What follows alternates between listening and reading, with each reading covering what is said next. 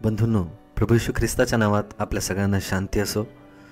आपल्या सगळ्यांच्या प्रतिक्रिया, आपण केलेलं सबस्क्राईब आणि लाईक आणि इतरांना जे शेअर करत आहे त्याबद्दल मी खरंच आपला मनपूर्वक आभारी आहे. प्रभू येशूच्या कृपेने आणि तुमच्या सगळ्यांच्या सहकार्याने आपण खूप चांगला पल्ला गाठलेला आहे.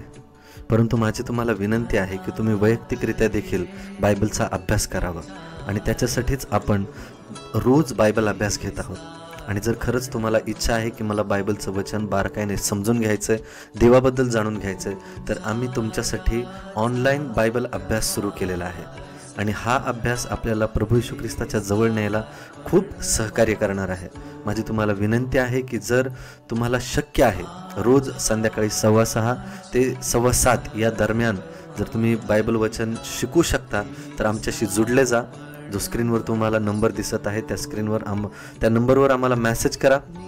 आम्ही तुम्हाला लिंक शेअर करू. गुगल मीटच्या द्वारे आपण सगळे एकत्र भेटणार आहोत आणि महाराष्ट्राच्या कानाकोपऱ्यातून लोक एकत्र भेटत आहेत आणि देवाचं वचन गांभीर्याने ते शिकत आहेत.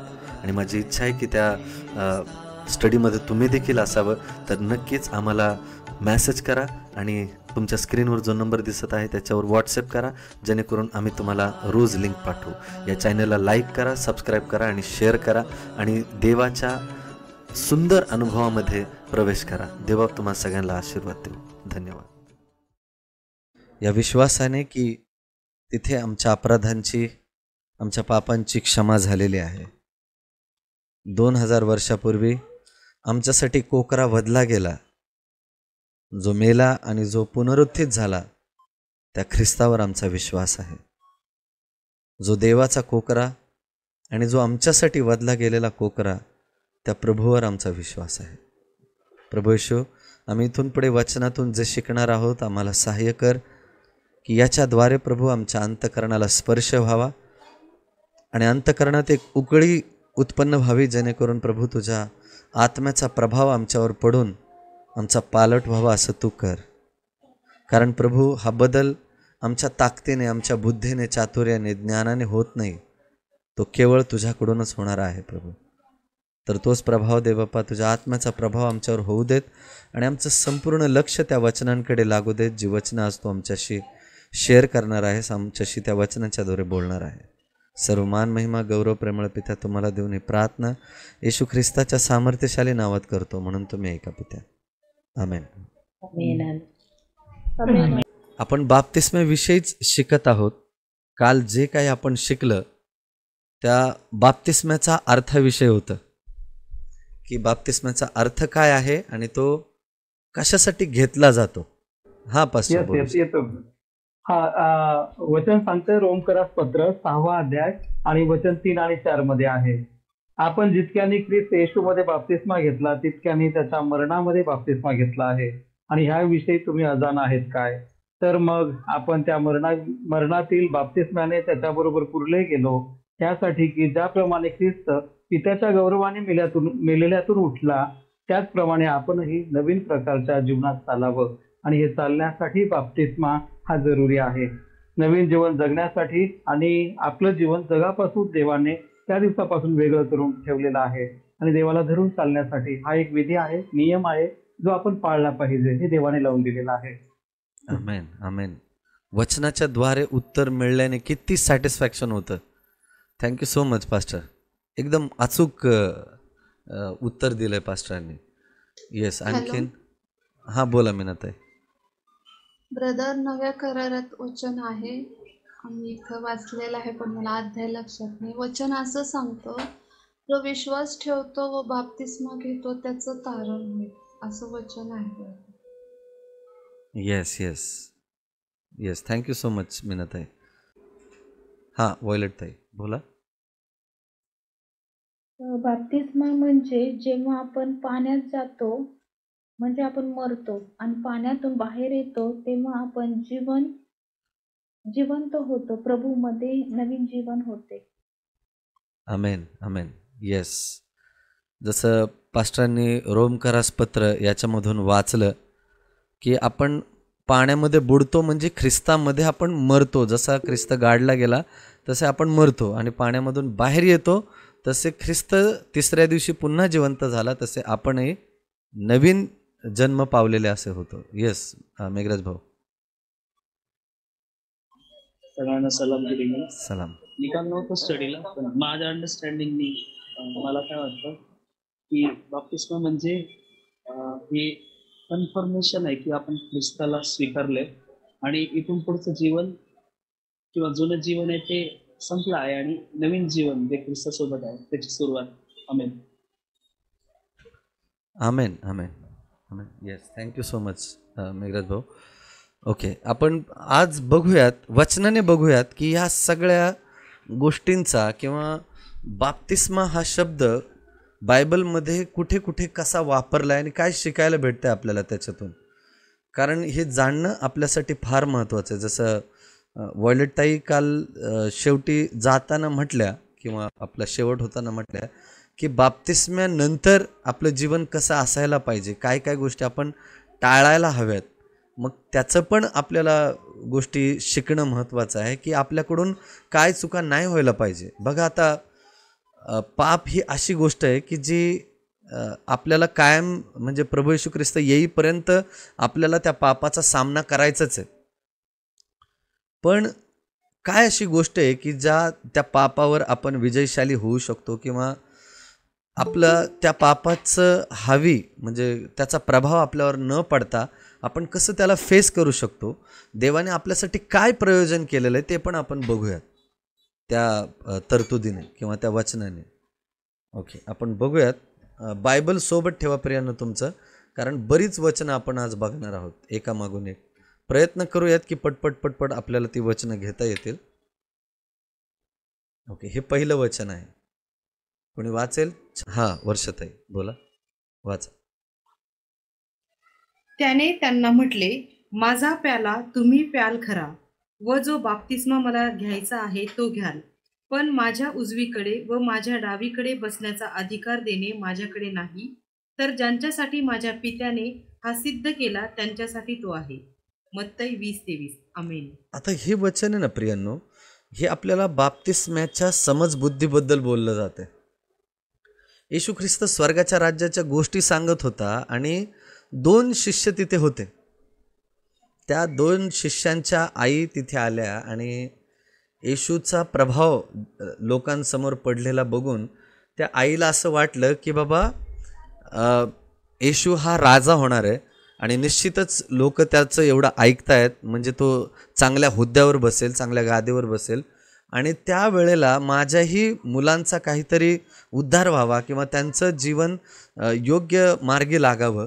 जगिक दृष्टिकोनाने ती आई विचार करते आणि येशूकडे येऊन ती आई येशूला म्हणते, प्रभू येशूला म्हणते की प्रभूजी, जेव्हा तुम्ही गादीवर बसताल किंवा राजधिराजावर तुम्ही विराजमान होताल तेव्हा माझ्या मुलाला एकाला तुमच्या उजवीकडे आणि एकाला तुमच्या डावीकडे ठेवा.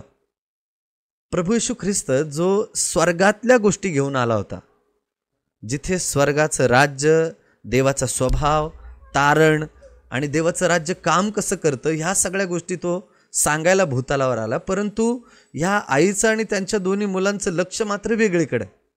बघा, हे वचन आपल्याला सांगतं की आपल्याला देवाच्या राज्याविषयी योग्य समज असणं फार महत्त्वाचं आहे बाप्तिस्म्याच्या वेळेला. नाहीतर गर्दी चालली आहे किंवा माझे मित्रमैत्रिणी चाललेत म्हणून मी त्या गर्दीत सामील व्हायला लागलोय, अशा गोष्टी होऊ देऊ नका. कारण त्याच गर्दीमधले ही दोघं होती, ज्यांना येशू ख्रिस्ताच्या बाप्तिस्म्याविषयी माहिती नाही, ज्यांना बाप्तिस्म्याचा अर्थ माहीत नाही, परंतु चाललेत गर्दीत गोंधळात. तसं आपल्याकडून होऊ नये म्हणून प्रभू येशू ख्रिस्त काय सांगतोय त्या आईला आणि त्या 2 मुलांना देखील, माझा प्याला, ते प्रभू येशू म्हणतायत की ज्या मार्गाने मी चाललोय किंवा जे माझ्यावर बेतणार आहे ते तुम्ही स्वीकारू शकताल का? तर ते दोन्ही भाऊ म्हणतात, होय आम्ही स्वीकारेल. पण प्रभू त्यांना पुढे म्हणतो की माझा प्याला तुम्ही प्याल खरा, ज्या वाटेने मी चाललोय त्या वाटेने कदाचित तुम्ही जाल, जो बाप्तिस्मा मी घ्यायला पाहिजे किंवा घेतला आहे तो तुम्ही पण घ्याल कदाचित, पण माझ्या उजवीकडे व माझ्या डावीकडे बसण्याचा अधिकार देणे हे माझ्याकडे नाही, तर ज्याच्यासाठी माझ्या पित्याने मला सिद्ध केले त्याच्यासाठी तो आहे. म्हणजे बाप्तिस्मा घेतेवेळी आपल्याला त्याचं योग्य समज व्यवस्थित त्याची जाणीव, आत्म्याचा प्रभाव आपल्या अंतःकरणावर पडणं फार महत्त्वाचं आहे. कारण त्याच्याचद्वारे आपलं हृदय परिवर्तन होतं. नाहीतर आम्ही अशाही गोष्टी बघितल्यात की बाप्तिस्म्यानंतर लोक भूतासारखे वागायला लागतात. बाप्तिस्म्यानंतर चांगले असतात, देवाची ओढ असते, देवाच्या सानिध्यात अधिकाधिक वाढण्याची इच्छा असते, आणि बाप्तिस्म्यानंतर सगळं बदलून जातं. प्रियांनो, बाप्तिस्मा ही अशी गोष्ट आहे जिथे तुम्ही देवाच्या प्रेमामध्ये अधिक वाढत राहता. तो प्याला भरत जातो, कमी होत नाही. आमेन.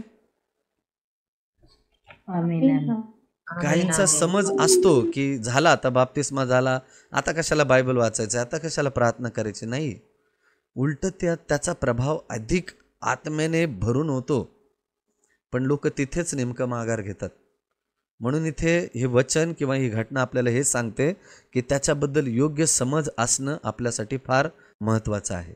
आमेन. समजलं सगळ्यांना हे वचन? आमेन. पुढे आपण बघूयात. वाचा वर्षाताई. परंतु परुषी व सदुकी यांच्यापैकी पुष्कळ जणांस आपणाकडे बाप्तिस्म्यासाठी येताना पाहून त्याने त्यांना म्हटले, अहो सापांच्या पिलांनो, भावी क्रोधापासून पळण्यास तुम्हाला कोणी सावध केले? मत्तई 3:7. आमेन. आता इथे गोष्ट काय झाली बघा. बाप्तिस्मा करणारा योहान लोकांना बाप्तिस्मा देतोय. लोक त्यांचे पापे पदरी घेऊन त्याच्या जवळ येत आहेत, आणि परमेश्वराच्या आत्म्याने प्रेरित होऊन हा योहान, परंतु बऱ्याच काळानंतर ती दोघं भेटत आहेत, किंवा चेहऱ्याने ते एकमेकांना किंवा येशू ख्रिस्त त्याला ओळखतोय, पण योहान येशू ख्रिस्ताला ओळखत नाही. आणि येशू ख्रिस्त त्या मार्गाने येतोय आणि योहान तो बाप्तिस्मा द्यायला लागला. आणि त्याच वेळेला ही शास्त्री आणि परुषी ही ती लोक आहेत जी बायबलचे शिक्षक आहेत. लोकांना शास्त्राबद्दल, देवाच्या आज्ञांबद्दल ते शिकवतात, परंतु धर्माबद्दल एक वेगळीच प्रौढी आहे त्यांच्या अंतःकरणात की 10 आज्ञा आम्ही पाळणारी लोक आहोत, आम्ही देवाच्या आज्ञा काटेकोरपणे पाळणारी लोक आहोत. आणि हा जो व्यक्ती आहे जो बाप्तिस्मा द्यायला लागलाय, त्याच्या भोवती इतकी लोक गर्दी करतायत, आणि त्या गर्दीमध्ये त्यांचा पण एक प्रभाव पडावा, किंवा ह्या गर्दीने आम्हाला नाकारू नये म्हणून ही लोक पुढे येतात. ते पश्चाताप नाही करत, कारण त्यांना असं वाटतं की आमची धार्मिकता परिपूर्ण आहे, आम्ही जे काही धार्मिक कृत्य करतोय ते चांगलं आहे. आणि जो कोणी स्वतःला असं समजतो ना की मी जे काही करतोय माझ्या दृष्टीने ते चांगलं आहे आणि मला कुठल्या मार्गदर्शनाची गरज नाही, मी आपल्या परीने स्वतःच शहाणा आहे, मला कोणी मार्ग शिकवण्याची गरज नाही, अशा व्यक्तीने जो जगिक गोष्टीने प्रभाव पाडण्यासाठी लोक बाप्तिस्मा घ्यायला जातात, प्रियांनो, त्यांची अवस्था खूप भयानक होऊ शकते.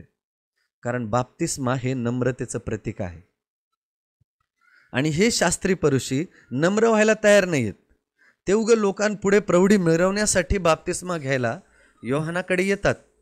आणि योहान आत्म्याने प्रेरित होऊन त्यांना म्हणतो की अहो सापाच्या पिलांनो, म्हणजे त्यांच्या अंतःकरणातल्या गुप्त गोष्टी योहानाने ओळखल्या की ते म्हणजे भविष्यामध्ये येणारं संकट आहे किंवा लोक त्यांना आदर सन्मान देणार नाहीत, त्याच्यापासून वाचावं म्हणून ते बाप्तिस्मा घ्यायला पुढे येत आहेत. आणि हे त्याच्यामधल्या देवाच्या आत्म्याने ओळखलं. बघा, ही एक विशेष गोष्ट आहे. जेव्हा पण तुम्ही ख्रिस्ताच्या सानिध्यात वाढताना तुम्हाला लोकांच्या सेवेचा उद्देश कळायला लागतो.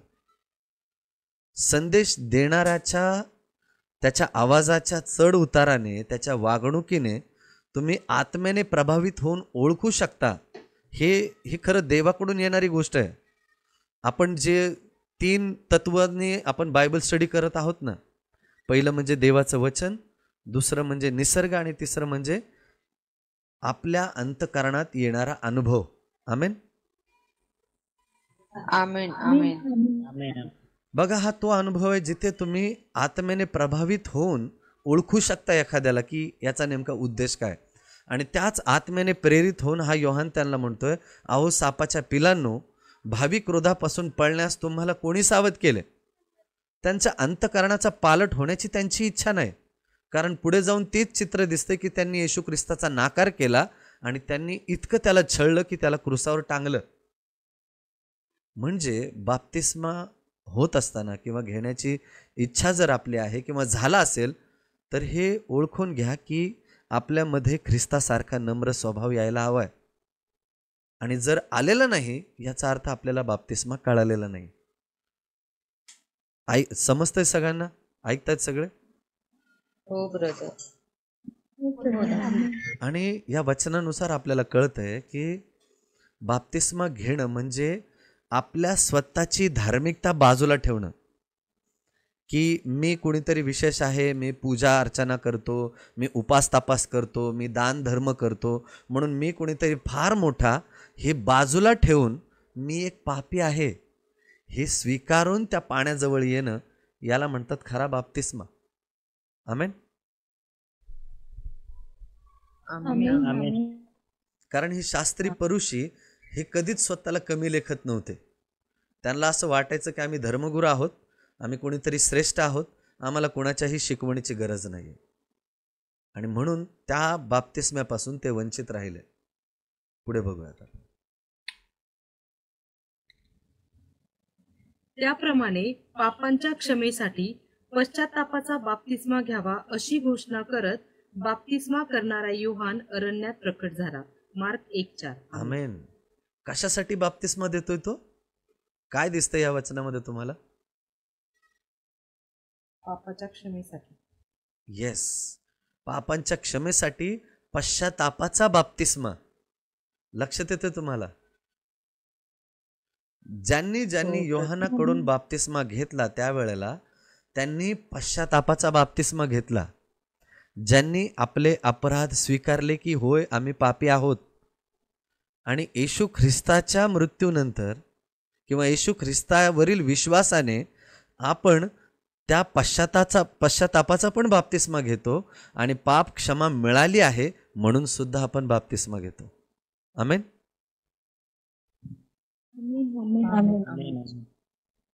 बघा, जर तुम्हाला वचन समजलं नसेल ना, हात वर करून विचारा, कारण मलाही माहिती आहे की ह्या थोड्या जड गोष्टी आहेत. तुम्ही आमेन म्हणताय खरं, पण कितपत पचलंय तुम्हाला, किंवा तुम्ही माझ्या सांत्वनासाठी किंवा मला बाबा ब्रदरांना वाईट नको वाटायला म्हणून मी पण आमेन आमेन म्हणतो, असं नका करू. तुम्ही 100 वेळाला विचारा, मी 100 वेळाला सांगेल, पण पुढे येऊन विचारा, म्हणजे कळेल तरी की बाबा तुम्हाला जे काय आपण शिकतोय ते समजतं. पुढे जाऊयात आपण. काही वचन पुन्हा तुम्हाला समजून घ्यायचंय? हो दादा, प्लीज पुन्हा समजून घ्यायचंय. ओके, ऐका. हा योहान कशाचा बाप्तिस्मा देत होता? वचन काय सांगते? त्याप्रमाणे पापांच्या क्षमेसाठी पश्चातापाचा बाप्तिस्मा घ्यावा अशी घोषणा करीत बाप्तिस्मा करणारा योहान अरण्यात प्रकट झाला. म्हणजे तो आला आणि त्याने लोकांना अशासाठी बाप्तिस्मा दिला की लोकांनी आपले पाप पदरी घ्यावेत, अंतःकरणाने त्याच्याजवळ यावं. कारण तो हेच सांगत होता की मी जो बाप्तिस्मा देतोय तो पाण्याने देतोय, पण जो माझ्या मागून येणार आहे म्हणजे येशू ख्रिस्त, तो तुम्हाला आत्म्याने बाप्तिस्मा देईल. म्हणजे आपल्या अंतःकरणाचा खऱ्या अर्थाने पालट झालेला आहे, त्याचा अनुभव आपल्याला थेट ख्रिस्ताकडून येईल. आमेन.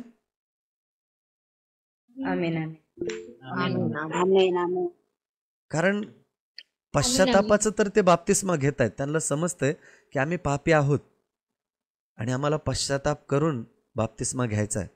पण तो योहान सांगतोय की येशू ख्रिस्त जो तो कोकरा आहे, तो म्हणतो ना, हा पहा जगाचे पाप हरण करणारा देवाचा कोकरा, बरोबर? तो त्याच्याकडे निर्देश करतो, कारण खरी पापांची क्षमा ही त्याच्यामुळे आहे. पश्चाताप तुम्ही करताय, बाप्तिस्मा घेताय, पण त्या बाप्तिस्म्याच्या द्वारे तुम्ही विश्वास ठेवताय की माझ्या पापांची क्षमा केवळ आणि केवळ येशू ख्रिस्ताच्या रक्ताद्वारेच आहे, हा तुम्ही विश्वास करताय. कुणाच्या म्हणजे कुठल्या तरी पास्टरने तुम्हाला बुडवून काढलंय म्हणून नाही. बघा, एक गोष्ट लक्षात घ्या. आपण म्हणतो ना की बाप्तिस्मा देण्यासाठी कोणीतरी पास्टरच पाहिजे, एल्डरच पाहिजे. होय, ते असणं महत्त्वाचं आहे, पण असं पण नाही आहे की एखादा वचनात परिपक्व असलेला वडील असू द्यात किंवा आत्मेने प्रेरित असलेला व्यक्ती असू द्यात, ज्याला बाप्तिस्म्याबद्दल योग्य ज्ञान आहे, तुम्ही त्या व्यक्तीकडून सुद्धा बाप्तिस्मा घेऊ शकता. माहिती आहे तुम्हाला? ही गोष्ट कदाचित तुमच्यासाठी नवीन आहे, पण हे सत्य आहे. कारण जेव्हा एक असा व्यक्ती जो तृतीयपंथी आहे, जेव्हा तो वाळवंटातून रथामध्ये येत होता, तो यशाचा ग्रंथ वाचत होता, तेव्हा फिलिप जो देवाच्या आत्म्याच्या सानिध्यात चालत होता, ज्याला पाळकीय दीक्षा म्हणून असं काहीच नाही आहे, तो एक साधा डिकन आहे, तो मंदिरामध्ये एक साधी सेवा करतोय, परंतु आत्म्याने तो इतका प्रभावित झाला की देवाचा आत्मा त्याच्याशी बोलला, की त्याला म्हटला, प्रभू येशू ख्रिस्त त्याच्या अंतःकरणाशी बोलून म्हटला की तू आत्ताच्या आत्ता वाळवंटात जा, तिथे एक व्यक्ती यशाचा ग्रंथ वाचत असेल, तू त्याला बाप्तिस्मा दे. आणि तो तत्क्षणी निघून तिथे जातो आणि तो जो षंड आहे किंवा तृतीयपंथी आहे, तो त्याला ते सगळं शास्त्र समजून सांगतो आणि त्या तृतीयपंथीच्या अंतःकरणात देवाच्या आत्म्याचं कार्य घडतं. आणि तो म्हणतो की इथे मला पाणी दिसतंय, का नको मी आता बाप्तिस्मा घ्यायला, कारण जो अर्थ मला कळालेला आहे तो खरंच अद्भुत आहे. आणि त्या व्यक्तीला तिथे फिलिप बाप्तिस्मा देतो. आमेन. सहमत आहात तुम्ही? आमीन आमीन आमेन आमेन. हो दादा.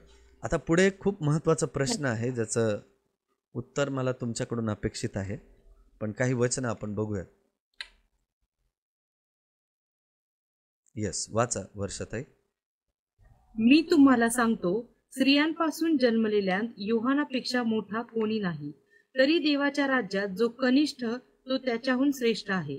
आणि जकातदारांसह सर्व लोकांनी त्याचे ऐकून देवाच्या नीतिमत्वाला मान्यता दिली, कारण त्यांनी योहानाचा बाप्तिस्मा घेतला होता, परंतु फरुशी व शास्त्री यांनी आपणा संबंधाने असलेला देवाचा संकल्प व्यर्थ केला, कारण त्यांनी त्याच्यापासून बाप्तिस्मा घेतला नव्हता. लूक 7:28-30. आमेन. म्हणजे बाप्तिस्मा घेतेवेळी मनाचा ताठरपणा अजिबात नकोय, कारण जो मृदू मुलायम आहे तोच देवाच्या राज्याच्या गोष्टी स्वीकारू शकतो. परंपरागत माझे आईवडील ख्रिश्चन आहेत, माझे नातलग त्यांनी बाप्तिस्मा घेतलाय म्हणून मी पण पाण्यातून बुचकळून बाहेर निघतो, याला तारण म्हणत नाही, याला बाप्तिस्मा म्हणत नाही. आमेन. ऐकताय सगळे?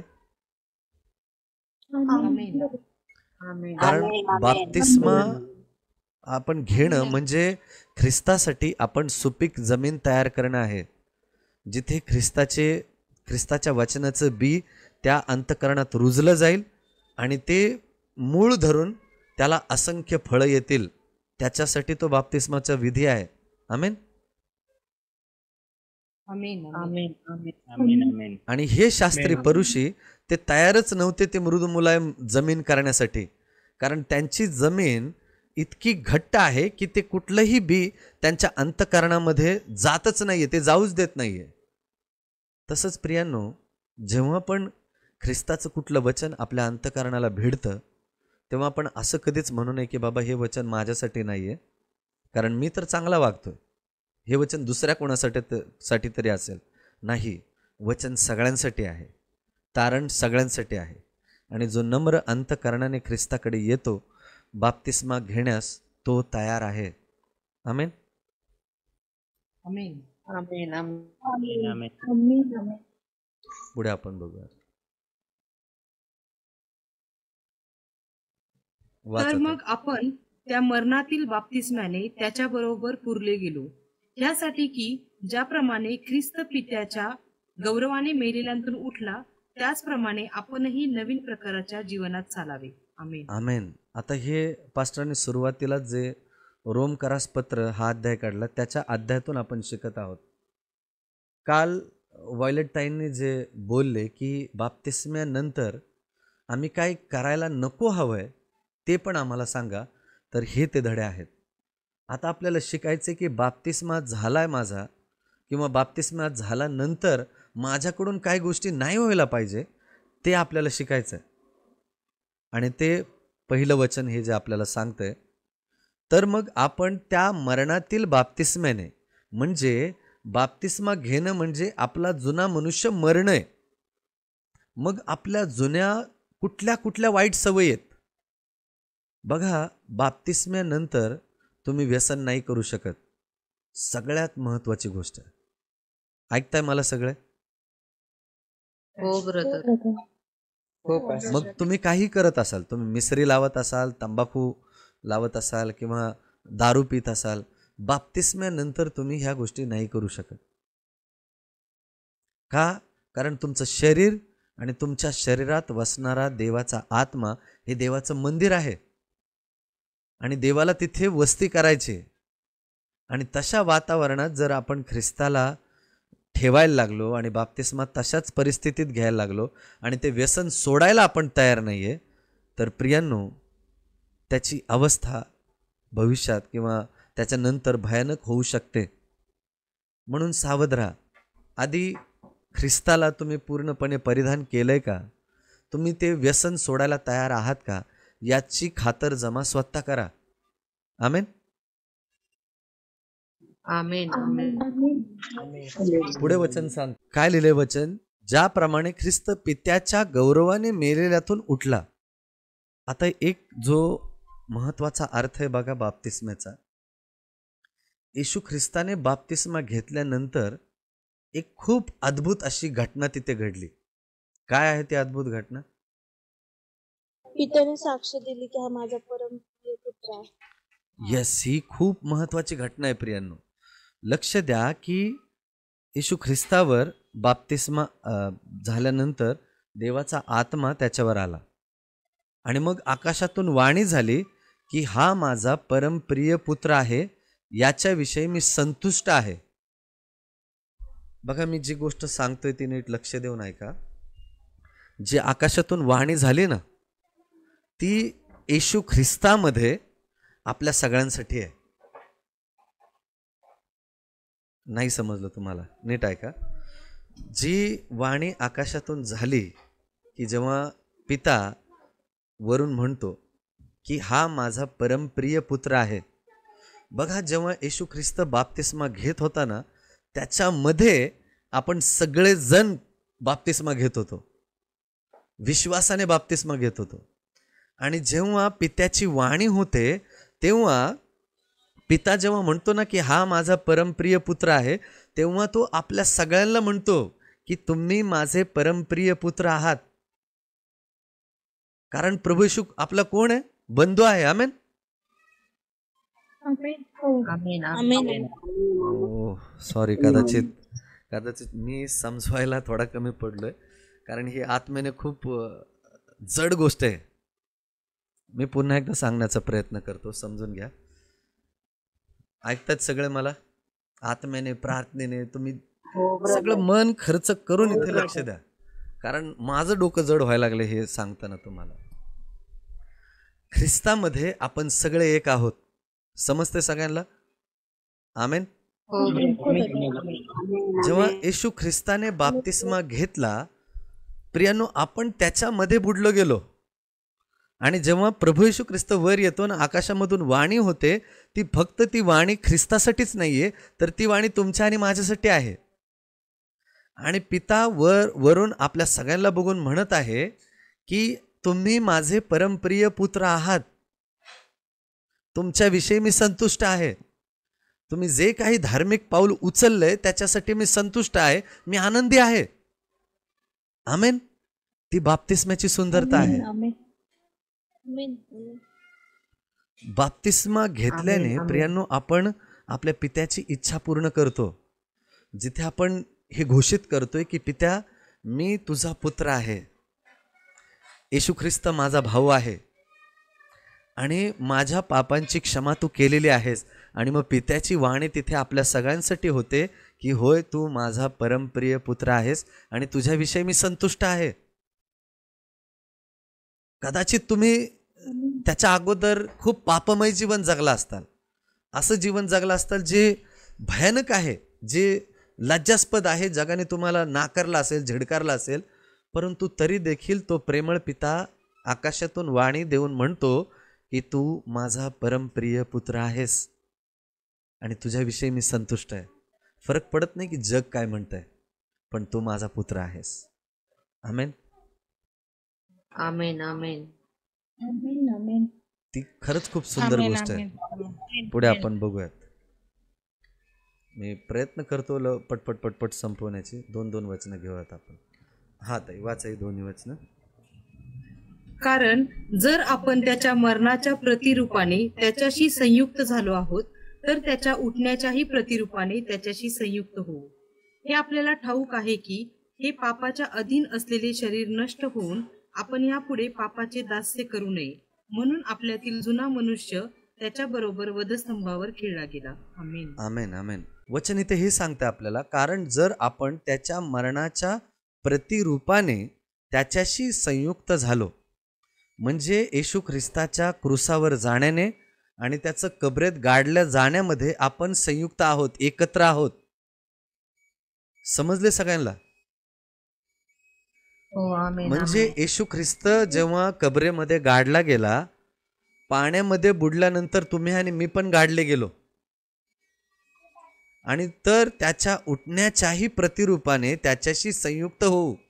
म्हणजे जेव्हा तो तिसऱ्या दिवशी पुनरुत्थित झाला, प्रियांनो, आपण देखील ख्रिस्ताप्रमाणे नवीन शरीर, नवीन व्यक्ती, नवीन ओळख परिधान केलेली आहे. आता आपण जुन्या चालीरीती रिवाजाप्रमाणे नाही जगू शकत. आमेन. आमेन. आमेन. कारण जुना मनुष्य तो कबरेतच राहिला. एकदा का शरीर कुजलं तर त्याला कोणीही गोळा करून पुन्हा त्याच्यातून नवीन मनुष्य उत्पन्न नाही करू शकत. तसा मीही एकदा बाप्तिस्मा घेऊन मेलो, तसा मीही पुन्हा तो जुना मनुष्य काहीतरी गोळा करून पुन्हा निर्माण नाही करू शकत. ती माझ्यामध्ये ताकद नाहीये किंवा तसं मी करू पण नाही. आणि जर मी केलं तर माझी अवस्था पहिल्यापेक्षा भयानक होऊ शकते. पुढे वचन सांगतं, हे आपल्याला ठाऊक आहे की हे पापाच्या अधीन असलेले शरीर नष्ट होऊन यापुढे पापाचे दास्य करू नये. हे आपल्याला ठाऊक आहे की हे पापाच्या अधीन असलेले शरीर नष्ट होऊन आपण यापुढे पापाचे दास्य करू नये. काय सांगते वचन आपल्याला? काय करायचं नाही आपल्याला इथून पुढे? येस, पापाचे दास्य होऊ द्यायचं नाही स्वतःला. मग म्हणजे ते काय पाप आहे हे तुम्हीच परीक्षण करा. कुठल्या अशा सवयी आहेत, कुठलं असं पाप आहे ज्याच्यामुळे देवाच्याने आपली ताटातूट झाली होती, परंतु ह्या बायबल स्टडीनंतर तुम्ही ख्रिस्ताशी जुडले गेला. तुम्ही चर्चला गेल्यानंतर जेव्हा देवाच्या आत्म्याने तुमच्या अंतःकरणाला स्पर्श केला, पास्टरांच्या किंवा त्या पुलपिटवरून निघणाऱ्या संदेशाच्या द्वारे तुम्ही प्रेरित झाला, आता तुम्हाला पुन्हा त्या पापाचं दास्य व्हायचं नाहीये. म्हणून आपल्यातील जुना मनुष्य त्याच्याबरोबर वधस्तंभावर खिळला गेला. आपल्याला हे रोज बोलायचंय प्रियांनो. मी क्रूसावर 2000 वर्षापूर्वी खिळला गेलोय. माझ्यामधला जुना मनुष्य 2000 वर्षापूर्वी क्रूसावर खिळला गेलाय येशू ख्रिस्ताच्या द्वारे. आता मी जगतो असे नाही, तर माझ्या ठाई असलेला ख्रिस्त जगत आहे. आमेन. आमेन. आमेन. हे आपण रोज वचन बोललं पाहिजे. पुढे आपण बघूया. इथपर्यंत वचन समजले सगळ्यांना? आमेन. Yes brother. हो ब्रदर. वाचत आहे पुढची वचन. आपण ख्रिस्ताबरोबर मरण पावलो असल्यास त्याच्याबरोबर जिवंतही राहू असा आपला विश्वास आहे. आपल्याला ठाऊक आहे की मेलेल्यातून उठलेला ख्रिस्त यापुढे मरण पावत नाही. यावर यापुढे मरणाची सत्ता चालत नाही. आमेन. खूप खूप सामर्थ्याने भरलेलं वचन आहे प्रियांनो. कारण हे वचन ऐकल्यानंतर किंवा वाचल्यानंतरही माझ्या अंतःकरणात जो अनुभव येतो ना, मी तो शब्दात नाही सांगू शकत. त्याच्या अगोदरचं वचन काय सांगते बघा. कारण जो कोणी मेला, कोण मेलाय? येशू ख्रिस्त मेलाय. आमेन. आमेन. किंवा त्याच्यावर विश्वास ठेवून आपण देखील मेलो. समजून घ्या, त्याच्यावर विश्वास ठेवल्याने आपण देखील मेलो. कारण जो कोणी मेला तो पापाच्या दोषातून मुक्त होऊन नीतिमान ठरला आहे. तुम्ही सगळे जेव्हा ख्रिस्तावर विश्वास ठेवता तेव्हा आपण पापाला मरतो. आपला जुना स्वभाव, आपला मानवी स्वभाव मरतो. आणि जो कोणी मरणातून उठला आहे तो ख्रिस्ताच्या द्वारे नीतिमान ठरलेला आहे. आपण येशू ख्रिस्ताच्या रक्ताद्वारे नीतिमान ठरलेलो आहोत. होय, आपण कोणीही धार्मिक नाहीये. आपल्या स्वतःला माहिती की आपण काय करतोय. आपण दुसऱ्यांकडे बोट दाखवत असतो, दुसऱ्यांच्या चुका दाखवत असतो, दुसऱ्यांचा धार्मिकतेची तुलना करतो की ही अशी, ती तशी, तो तसा, हा असाच करतो, हा चर्चमध्ये असाच वागतो, ते डोक्यावर घेत नाही, हे अमुक करत नाही, ते तमुक करत. आपण नाहीये हो, परफेक्ट नाहीये आपण. आपण काय दुसऱ्यांच्या चुका काढणार. प्रभू येशू ख्रिस्त आपल्याला म्हणतोय, आपल्याच डोळ्यामध्ये चिपडा आहे आणि आपण दुसऱ्यांची मुसळ काढतोय. म्हणून हे ओळखून घ्या. जो कोणी हे समजतो की माझी लायकी नाहीये ख्रिस्तासमोर उभं राहण्याची, प्रभू म्हणतो तू नीतिमान आहेस. कारण ते अंतकरण मृदू मुलायम झालेलं असतं. ते अंतकरण त्या जकातदारासारखं झालेलं असतं, जे मागे उभं राहून आपलं ऊर बडून रडत असतं की माझी लायकी नाहीये त्या ख्रिस्तासमोर मी उभं राहावं. त्या ख्रिस्ताच्या पायातले जोड सोडण्याच्या देखील मी लायक नाहीये. हा जो कोणी समजतो तो बाप्तिस्म्याच्या लायक आहे. आमेन. आमेन. आमेन. बायबल सांगतं की तो व्यक्ती नीतिमान आहे. पुढे वचन सांगतं की आपण ख्रिस्ताबरोबर मरण पावलो असल्यास त्याच्याबरोबर जिवंतही राहू, असा विश्वास आहे. म्हणजे बाप्तिस्मा घेणं हा विश्वास आहे की त्याच्याबरोबर, ख्रिस्ताबरोबर मी मरण पावलो आणि त्याच्याबरोबर आता मी जिवंत पण आहे. म्हणजे आताच जिवंत नाहीये, तर जेव्हा तो मला घ्यायला येईल, जरी मी पापमय देहामुळे या भूतलावर मी मेलो, तरी तो मला या मरणाधीन देहापासून पुन्हा जिवंत करून त्याच्याबरोबर स्वर्गात नेईल, हा देखील मी विश्वास ठेवतो. आमेन.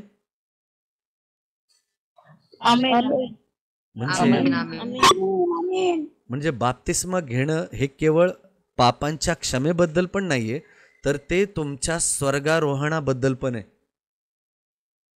आमेन. म्हणजे तुम्ही विश्वास ठेवताय की तो गौरवाने जेव्हा येईल तेव्हा मी त्याच्यासोबत जाण्याच्या लायक ठरेल. पण फरक एवढाच आहे की जो शेवटपर्यंत टिकेल तोच तारला जाईल. बाप्तिस्मा म्हणजे आपलं स्वर्गातलं फिक्स सीट आहे असं नाही, कारण विश्वासाच्या द्वारे तारण होतं. जो विश्वास तुम्ही शेवटपर्यंत बाळगता त्याच्याच द्वारे तारण आहे. आमेन. आमेन. पुढे वचन आपल्याला सांगतं, आपल्याला ठाऊक आहे की मेलेल्यातून उठलेला ख्रिस्त यापुढे मरण पावत नाही. लक्षात घ्या की आता आपल्याला काय टाळायचं, बाप्तिस्म्यानंतर आपल्याला काय नाही करायचं हे या वचनातून सांगितलंय. मेलेल्यातून उठलेला ख्रिस्त यापुढे मरणात परत जात नाही, मरण पावत नाही. कारण तो पुन्हा जेव्हा उठतो तेव्हा तो परत मरणाच्या अधीन होत नाही, तर तो विजयशाली होतो. तसे त्याच्यावर यापुढे मरणाची सत्ता चालत नाही. तसे तुम्ही आणि मी देखील जेव्हा बाप्तिस्मा घेतो तेव्हा पापाची सत्ता आपल्यावर चालत नाही, मरणाची सत्ता आपल्यावर चालत नाही, तर येशू ख्रिस्तासारखे आपणही त्या पापावर विजयशाली उठतो. आणि जो कोणी परत पापाकडे जातो याचा अर्थ त्याचा त्या बाप्तिस्म्यावर विश्वास नाहीये, त्याचा येशू ख्रिस्ताच्या मरणावर विश्वास नाहीये. लक्षात येते तुम्हाला. जो कोणी आत्म्याने प्रेरित आहे, खरंच मला पूर्ण विश्वास आहे, मी आत्म्याला भिवून सांगतो की इथे ज्यांना ही गरज आहे ना या विषयावर जाणून घेण्याची, त्यांना कळते की याचं गांभीर्य माझ्यासाठी काय आहे आणि ते नक्कीच टिकाव धरून याच्यावर मनन करतील, कारण ही गोष्ट त्यांच्यासाठी आहे. आपण पुढे बघूया. वाचत आहे शेवटची 2 वचनं. कारण तो मरण पावला, तो पापाला एकदाच मरण पावला, तो जगतो तो देवासाठीच जगतो. तसे तुम्ही ख्रिस्त येशू आपला प्रभू ह्याच्याद्वारे स्वतःच पापाला मेलेले खरे, पण देवा प्रीत्यर्थ जिवंत झालेले असे माना. आमेन. हा विश्वास ठेवा. कारण जो मरण पावला म्हणजे येशू ख्रिस्त मरण पावला, आपणही मरण पावलो. तो पापाला एकदाच मरण पावला, तोही पापाला एकदाच मरण पावला आणि मीही पापाला एकदाच बाप्तिस्मा घेऊन त्याच्यातून पुन्हा जिवंत झालो पाहिजे. तो जगतो तो देवासाठीच जगतो.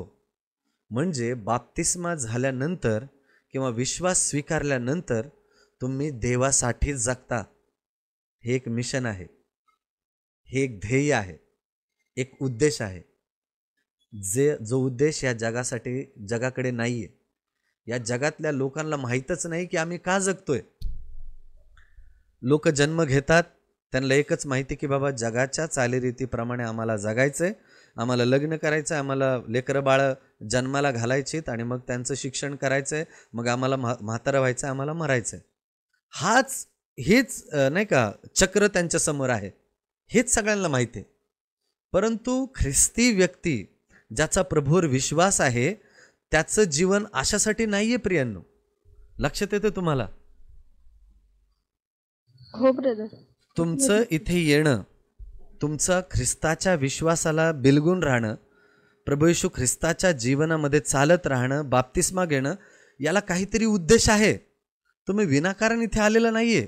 कारण ख्रिस्ताने तुमची नियुक्ती केली, देवाने तुम्हाला निवडलंय ते अशासाठी की तुमच्याद्वारे जगामध्ये परिवर्तन घडावं.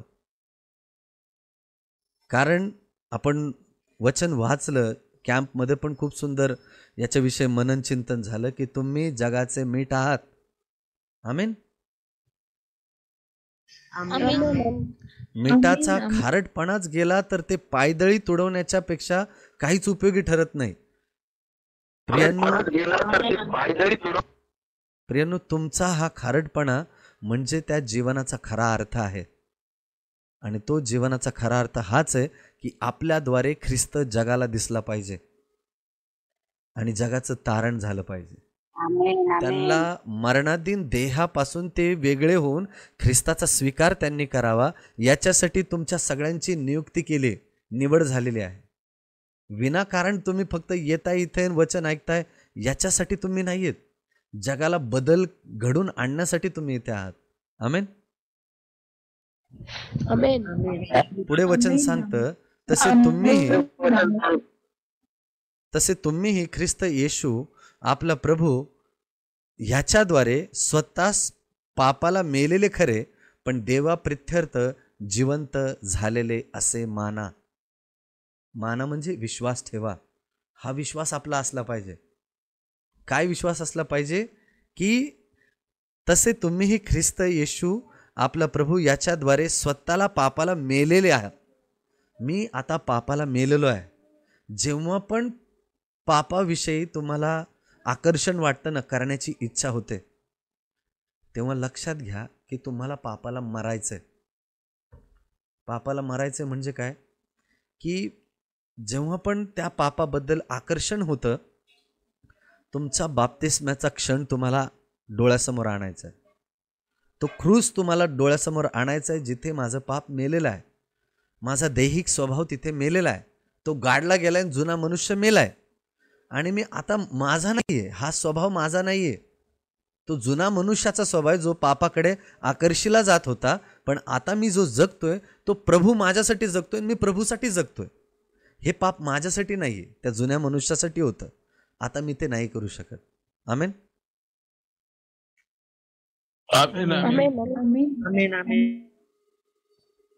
पण देवाप्रित्यर्थ तुम्ही जिवंत झालेले आहात असा विश्वास ठेवा. तुम्ही पूर्वी मेलेले होतात, मी मेलेलो होतो, पण आता ख्रिस्तावरील विश्वासाने आणि त्या विश्वासाच्या योगे बाप्तिस्मेने मी त्या मरणाधीन देहापासून जिवंत झालोय, तुम्ही आणि मी. म्हणून आता पुन्हा मी मेलेली मडे मी उकरू शकत नाही, त्याच्यातून काहीही निष्पन्न होऊ शकत नाही. जो कोणी ख्रिस्तामध्ये आहे तो नवी उत्पत्ती आहे. आमेन.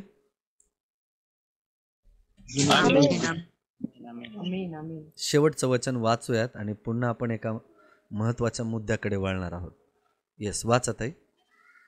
ह्यास्तव तुम्ही आपल्या शरीर वासनांच्या अधीन न व्हावे म्हणून पापाने तुमच्या मर्त्य शरीरात राज्य करू नये, आणि तुम्ही आपले अवयव अनीतीची साधने होण्याकरता पापाला समर्पण करत राहू नका, तर मेलेल्यांतून जीवन झालेले असे स्वतःच देवाला समर्पण करा, आणि आपले अवयव नीतीची साधने होण्याकरता देवाला समर्पण करा.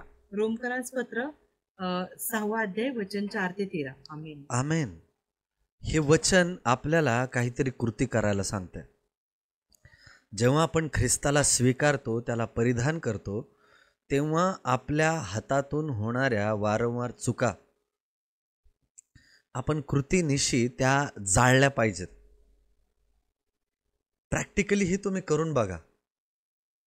जेव्हा पण तुम्ही निश्चय करता की होय, मी ख्रिस्ताला पूर्णपणे स्वीकारत आहे आणि मला येशू ख्रिस्तामध्ये बाप्तिस्मा घ्यायचा आहे, मी मनाचा निश्चय केला आहे, मला मागे नाही वळायचं आता, तर एक वही पेन घ्या आणि आपल्या पापांची लिस्ट करा. जे काही गुप्त पाप आहे, उघड पाप आहे, घाणेरड्या सवयी आहेत, त्या सगळ्या एकांतात लिहून काढा आणि विचार करा की या सगळ्या पापांची क्षमा प्रभू येशू ख्रिस्ताने तुम्हाला केलेलीच आहे. हा विश्वास ठेवला पाहिजे. आणि शास्त्र पण आपल्याला तेच सांगतं. आणि ते त्या पापाच्या त्या चिटोऱ्याचा चुरगळा करा आणि त्याला अग्निकुंडात जाळून टाका. कारण ख्रिस्ताने तुमचे ते सगळे पाप जाळून क्रूसावर भस्म केले. आपला प्रभू, आपला तारणारा, भस्म करणारा अग्नी म्हणजे काय माहिती आहे? कारण तो आपल्या पापांना जळून भस्म करतो. ओ, मी आमेन ऐकलं नाही याच्यावर. जेव्हा तुम्ही ऐकता ना की आमचा प्रभू भस्म करणारा अग्नी आहे, तो काय मनुष्याला जाळून भस्म करण्यासाठी नाहीये. तो जगाचे पाप हरण करण्यासाठी, ते पाप जाळून भस्म करण्यासाठी तो भस्म करणारा अग्नी आहे. हा विश्वास असला पाहिजे. कारण एकदा का जाळून आपण कुठली गोष्ट भस्म केली तर आपण त्याला परत एकत्र आणू शकतो का? नाही आणू शकत. नाही. तसे तुमचे आणि माझे पाप देखील नष्ट झालेत कायमचे. आकाश जसं पृथ्वीहून उंच आहे किंवा समुद्रात टाकलेली गोष्ट ती एकदा नष्ट झाली म्हणजे झाली, ती परत उत्पन्न होऊ शकत नाही. तसं तुमचं आणि माझं पाप आहे. बाप्तिस्मा घेणं म्हणजे त्या पापांपासून कायमस्वरूपी मरणं आणि ते पुन्हा न स्वीकारणं, याचा अर्थ आहे बाप्तिस्मा. जे आपण सगळ्यांसमोर ओरडून सांगतोय की आता मी जुना नाहीये. आपल्या अलिशा भाऊने खूप सुंदर वाक्य बोललं. त्यांनी त्यांचं नाव बदललं. ॲक्च्युली ती अट नाही आहे, पण ती प्रत्येकाची इच्छा आहे. जशी माझं पण जुनं नाव गणेश होतं, जी मला इच्छा झाली की बाबा मला हे नाव, माझी इच्छा आहे की मला एक नवीन नाव असावं. ती माझी अंतःकरणातून इच्छा आहे. आणि मी सतत नम्र व्हावं किंवा मला माझं नाव ती ओळख करून द्यावं की काही जरी झालं तरी तू एक दास आहे. तुझ्याकडे खूप सारं ज्ञान आलंय आणि खूप सारे लोक तुला ओळखतात, म्हणून तू वर चढू नये, म्हणून ते नाव तुझ्या सतत लक्षात राहावं. म्हणून प्रभूने मला हे सुचवलं की तू एक दास आहेस. आमेन. म्हणून मी ते नाव बदललं. कारण ख्रिस्त आपल्याला एक नवीन ओळख परिधान करतो. वचन मी तुमच्यासाठी वाचतो. यास्तव तुम्ही आपल्या शरीर वासनांच्या अधीन न व्हावे. ज्या शरीर वासनांच्या तुमच्या सवयी आहेत, माझ्या सवयी आहेत, ते इथून पुढे आपण त्या वासनांच्या अभावी न राहावं. मग ते व्यसन पण असू शकतं, ते व्याभिचाराच्या त्या वासना पण असू शकतात, किंवा तुमच्या आहाराच्या चुकीच्या सवयी पण असू शकतात. त्या सगळ्या सवयी मारून टाकणं, त्या क्रूसावर मारून टाकणं, त्या गाडून टाकणं हे आपलं कर्तव्य आहे.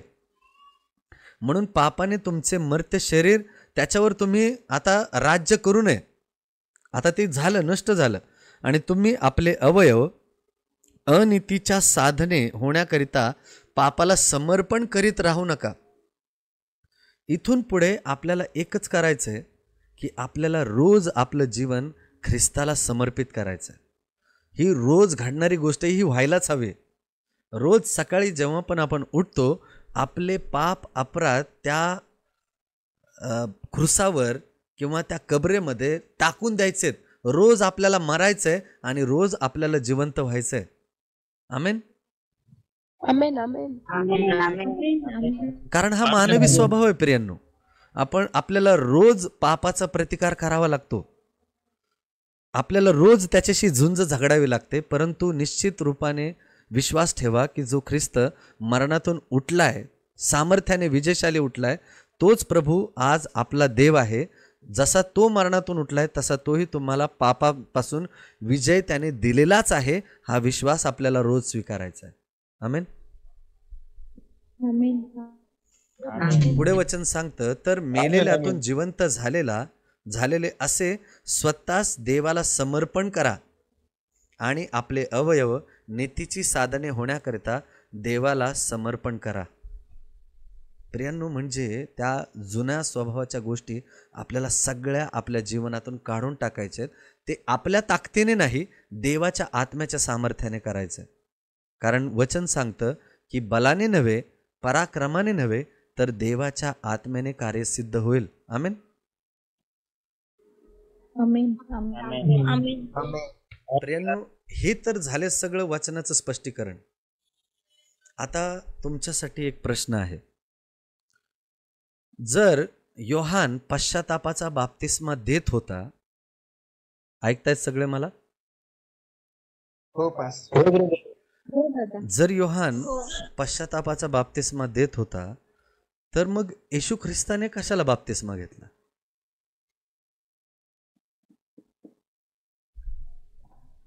प्रश्न समजला सगळ्यांना? नाही, पुन्हा एकदा सांगा. ओके. पहिला प्रश्न, येशू ख्रिस्ताला पश्चातापाची गरज आहे का? नाही. येस, नाही. हे उत्तर आपल्याला ठाम माहिती पाहिजे. पण मग योहान, बाप्तिस्मा करणारा योहान जो बाप्तिस्मा देत होता तो पश्चातापाचा बाप्तिस्मा आहे. मग येशू ख्रिस्त तो बाप्तिस्मा का घेत होता? बाप्तिस्मा होत असताना तो असं बोललेला की हे धर्माचरण पूर्ण होण्यासाठी हे आता होऊ दे. येस, त्याचा अर्थ काय आहे? ब्रदर की प्रभू येशू ख्रिस्त पृथ्वी तलावर आल्यानंतर नाही का आपण पूर्णपणे जसे येशूने केले त्याप्रमाणे आपण करावे. आमेन. येस, एकदम बरोबर आहे. पण योहान तर पश्चातापाचा बाप्तिस्मा देत होता, बरोबर? होय, हे वचन आहे. येशू ख्रिस्त तिथे म्हटला की जेव्हा येशू बाप्तिस्म्याला पुढे आला तेव्हा योहान तिथे म्हणतो की स्वामी, मी तुमच्या हातून बाप्तिस्मा घ्यावा यापेक्षा तुम्ही माझ्या हातून का बाप्तिस्मा घेताय? कारण मी तर तुमच्या पायाचे जू देखील वाहायला किंवा ते लेस मोकळे करायचा काबिल नाहीये, मी तेवढा लायक नाहीये. पण प्रभू येशू तिथे म्हणतो की हे होऊ दे, कारण याच्याने धर्माचरण पूर्ण होईल. याचा अर्थ काय? जसं की आपण त्याचं अनुयायी आहेत, म्हणजे त्याचं आपण अनुकरण करावं म्हणून. जसं की ते त्रिशिष्याचे पाय पण धुतले ह्याच्यासाठी की आपण त्यांचं अनुकरण करावं म्हणून. आमेन. आमेन. खूप सुंदर आलिशा दादा, खूप छान. अजून बाप्तिस्मा पण नम्रतेचं प्रतीक आहे ना. नम्रतेचं प्रतीक आहे. Very good. येस. हा, जसं त्यानं केलं त्या पद्धतीने आपणही करावं म्हणून. ओके. पण प्रश्न अजून तिथल्या तिथंच राहतोय. हा, मीनाताई बोला. तर ती एक विधी आहे जी येशू ख्रिस्ताने करून दाखवली. त्यांनी पण केली आणि आपल्याला पण सांगितली करा म्हणून. ओके. मेघराज भाऊंचा हात वर आहे, पण मला माहिती आहे त्यांना ह्या गोष्टी माहिती आहेत. पण मला आणखीन मेघराज भाऊ तुम्ही बोलणारच आहात, पण मला आणखीन उत्तर ऐकायचे. बघा, मी प्रश्न काय विचारलाय की योहान, बाप्तिस्मा करणारा योहान हा पश्चातापाचा बाप्तिस्मा देत होता, बरोबर आहे? सगळ्यांनी हे वचन वाचलंय, ऐकलंय. आता येशू ख्रिस्त त्याच्या हातून बाप्तिस्मा घेतोय. मग येशू ख्रिस्त कुठल्या गोष्टीचा पश्चाताप करत होता? मी माझ्याकडे प्रभू येशू हा, बोलत आहे. जेव्हा प्रभू येशू भूतलावर आले तेव्हा ते पूर्ण मानव होते ना, 100% मानव होते आणि प्रभू म्हणजे प्रभू देवाचे पुत्र होते. तर ज्याप्रमाणे आपलं पाप त्यांनी स्वतःवर घेतलं आणि ज्याप्रमाणे आता तुम्ही सांगितलं की जेव्हा मनुष्य पाण्यात बुडतो तेव्हा तो मरतो, तर प्रभू येशूने आपलं पाप त्याच्यावर घेतलं आणि त्यांनी ही विधी केली असेल. आमेन. जवळजवळ आहे या गोष्टी. ओके. पहिली गोष्ट तर ही आहे की येशू ख्रिस्ताने त्याच्या जन्मापासून बाप्तिस्म्यापर्यंत आणि बाप्तिस्म्यापासून क्रूसापर्यंत एकही पाप केलेलं नाही. आमीन आमीन एकही पाप केलं नाही. म्हणून त्याला देवाचा निर्दोष कोकरा, निष्पाप कोकरा म्हटलेलं आहे. येस, आणखीन कोण आहे? हा, वर्षात आहे, बोला. ब्रदर म्हणजे नाही का येशू ख्रिस्ताच्या ठाई कसलंच पाप नव्हतं, पण म्हणजे तो नाही का देवाचा गौरव करण्यासाठी आपलं म्हणजे गौरव आपल्याला दाखवण्यासाठी पृथ्वी तलावर आला होता. आणि म्हणजे नाही का की तो जसं की मगाशीच तुम्ही वचनामधून सांगितले की येशू ख्रिस्त हा आपला बंधू म्हणून म्हणजे पृथ्वी तलावर होता आणि आपल्या पापांसाठी तो क्रुसावर गेलेला आहे. म्हणजेच की आपल्या पापांसाठीच त्याने बाप्तिस्मा घेतला. ओके, फार जवळ आहे उत्तर, फार जवळ आहे. येस, मी एक बोलू का यशदादा? हा, मी हा, पूर्ण बोला. आन्सर नाही करत, येस पण मी एक क्लू सांगू शकतो, म्हणजे बाकीच्यांना नाही का समजेल येस येस. काय. मी एक गोष्ट सांगतो की येशू ख्रिस्त हा आदामाला रिप्रेझेंट करत होता. आमेन. आमेन आमेन. खूप आमीन. खूप महत्वाची गोष्ट बोलली. येस, प्लीज कंटिन्यू मेघराज भाऊ. पुढे बोलताय मेघराज भाऊ. पुढे आन्सर तुम्ही द्या, कारण आपल्याला खूप माहिती आहे answer. पण अद्भुत ही गोष्ट खूप मोठी- बोलले मेघराज भाऊंनी. लक्षात येते आपण कुठे चाललोय उत्पत्तीमध्ये? नाही समजलंय? ऐका सगळेजण, थोडं डोकं खाजवा, वाटलंच तर डोक्यात टपली मारा जरा जाग व्हायला. बघा, येशू ख्रिस्त हा आदामाला रिप्रेझेंट करतो, म्हणजे तो आपल्यासाठी आदाम आहे. लक्षात येते? जसं त्या आदामाने फळ खाऊन पाप केलं आणि त्या आदामाच्या द्वारे सगळी सृष्टीच पापामध्ये गेली. येशू ख्रिस्ताच्या बाप्तिस्म्याने सगळी पृथ्वी किंवा त्याच्यावर विश्वास ठेवणारी लोक ती त्याच्यामध्ये बाप्तिस्मा घेतात. आमेन. आमेन आता नीट ऐका, येशू ख्रिस्ताने बाप्तिस्मा घेण्याचं कारण काय आहे, आणखीन त्याच्याविषयी सिस्टर इजी व्हाईट यांचं पुस्तक आहे डिझायर ऑफ एजेस किंवा युगायुगांची आशा, जिथे ते याच्याविषयी इतकं अद्भुत रहस्य सांगतात, जे ऐकल्यानंतर माझं अंतकरण इतकं भारी वाटलं की अरे, मी अशा परमेश्वरावर विश्वास ठेवतोय जो माझ्या छोट्या छोट्या गोष्टीची इतकी सुंदररित्या काळजी घेतो. आमेन. या जगातल्या प्रत्येक प्राण्याविषयी ज्याच्याकडून चुकून माकून एखादी गोष्ट राहून जाते त्याचीही परमेश्वर काळजी घेतो. बघा, त्या सिस्टर इजी व्हाईट त्या युगायुगांच्या आशेमध्ये त्याचं स्पष्टीकरण देतात की जगाच्या तारणाऱ्याला देवाच्या पुत्राला बाप्तिस्मा घेण्याची गरज का पडली. कारण बघा, अशी पुष्कळशी भाऊ बहीण आहेत जे ख्रिस्तावर विश्वास ठेवतात. बाप्तिस्मा घेणं ही स्वर्गाच्या राज्यात जाण्याचं एक प्रतीक किंवा एक रस्ता आहे, जिथे आपण ख्रिस्तावर विश्वास ठेवतो. क्रुसावरचा चोर, तुम्ही मला सांगा, ज्याने बाप्तिस्मा घेतला नाही पण तरीही प्रभू येशू ख्रिस्ताने त्याला आश्वासन दिलं की आज मी तुला निक्षून सांगतो की जेव्हा मी राजाधिराजाने येईल तेव्हा तू माझ्याबरोबर सुखलोकात असशील. आज मी तुला निश्चित आश्वासन देतो, असं प्रभू येशू ख्रिस्ताने त्याला तिथे सांगितलं. त्याचा बाप्तिस्मा पण नव्हता झाला. लक्षात येते? असे बरेच भाऊ बहीण आहेत ज्यांना बाप्तिस्मा घेण्याची संधी भेटली नाही, ज्यांना लोकांनी मारून टाकलं म्हणा किंवा काही ना काही कारणास्तव ते बाप्तिस्म्याच्या निर्णयापर्यंत जाऊ शकले नाही, तसेच ते झोपी गेले. येशू ख्रिस्ताच्या काळाच्या अगोदर पण आणि येशू ख्रिस्ताच्या काळाच्या नंतर पण, आत्ताच्या काळापर्यंत किंवा इथून पुढे देखील स्वर्गारोहण होईपर्यंत अशी बरीचशी आपले भाऊ बहीण असतील की ज्यांना बाप्तिस्मा घेण्यापर्यंत ते निर्णयापर्यंत पोहोचतील की नाही माहीत नाही, परंतु ते ठाम विश्वास ठेवतील की माझा तारणारा प्रभू आहे. कदाचित ते त्यांच्या भोवती ते अनुकूल वातावरण नसेल, ते बाप्तिस्मा घेऊ शकतील, परंतु त्यांनी त्यांच्या अंतःकरणामध्ये ठाम निश्चय केलाय की आता मी पलटून मागे जाणार नाहीये. आणि ते त्याच अवस्थेत झोपी गेले असतील किंवा हुतात्मे झाले असतील. प्रभू येशू ख्रिस्ताने त्या पाण्यामध्ये बुडून त्या सगळ्या भाऊ बहिणींसाठी एकाच वेळेला बाप्तिस्मा घेतला.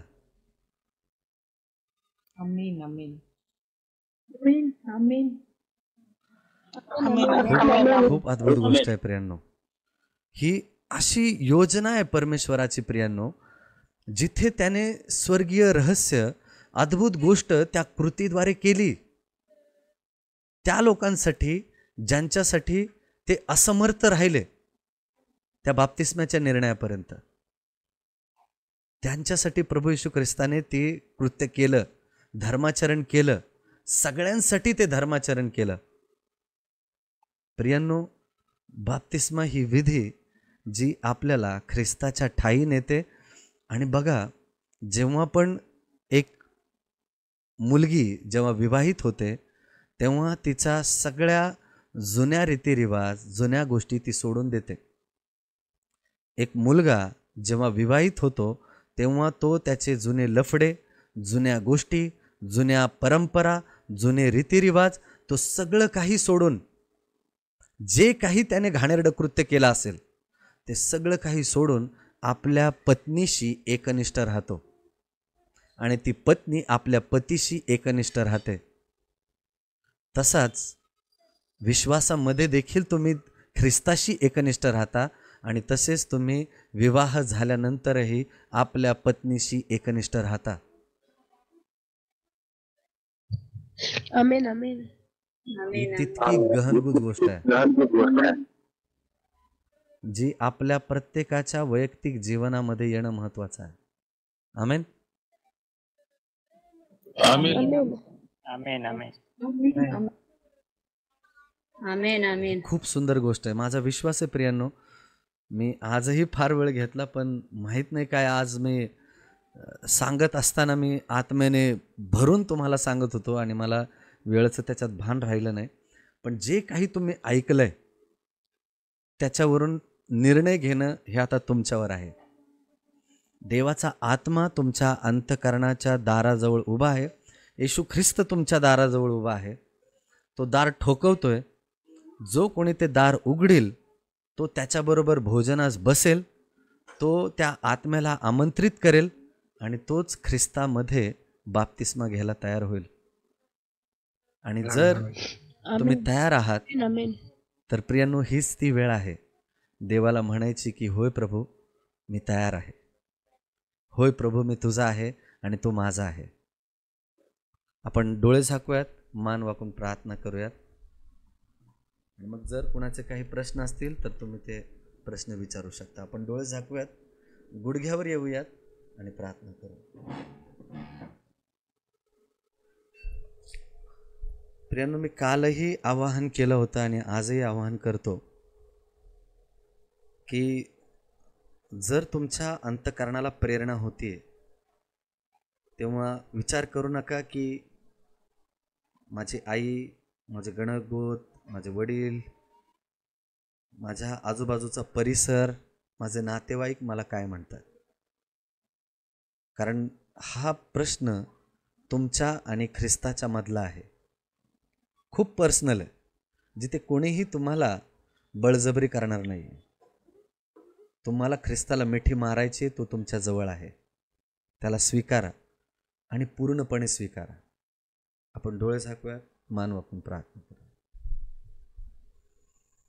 प्रेमळ पित्या, या अध्ययनासाठी, या आत्म्याने भरलेल्या अध्ययनासाठी आम्ही अंतःकरणाने धन्यवाद देत आहोत.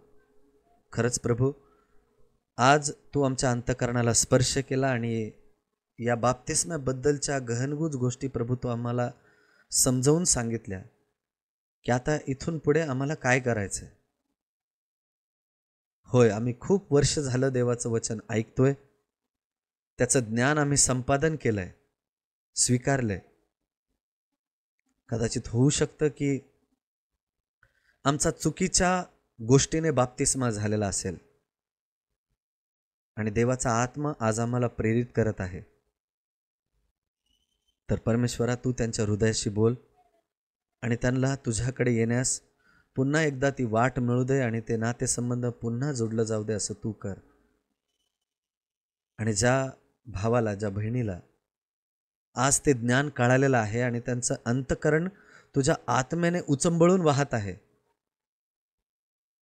तर प्रभू त्यांचा स्वीकार तू केलेला आहेस आणि त्यांच्या मुखातून निघणारी प्रार्थना आज तुझ्यापर्यंत पोहोचत आहे, माझा पूर्ण विश्वास आहे. प्रभू येशू, योग्य मंडळीत त्यांचा प्रवेश होऊ देत. योग्य आत्म्याने भरलेल्या हाताने त्यांचा बाप्तिस्मा होऊ देत.